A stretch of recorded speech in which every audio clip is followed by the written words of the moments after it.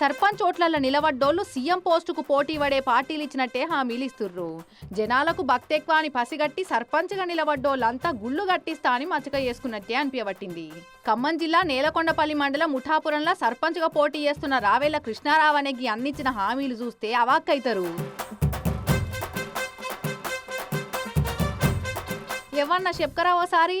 నాస్తులలో 1 ఎకరం భూమిని వీరన్న స్వామికి దారాదత్తం ఇద్దాం అనుకున్నా. ఇంటి పనులు, అంతేకాకుండా వాటర్ ప్లాంటు, లేడీస్కి స్కూల్కి పోవడానికి ఒక 10 మంది ఆడపిల్లగాళ్ళకి పక్క ఊరు పోయి చదువుకోవాల్సి వస్తుంది కాబట్టి వాళ్ళ సైకిళ్ళు అన్న మేనిఫెస్టో చెప్తాం ఇనుర్రి.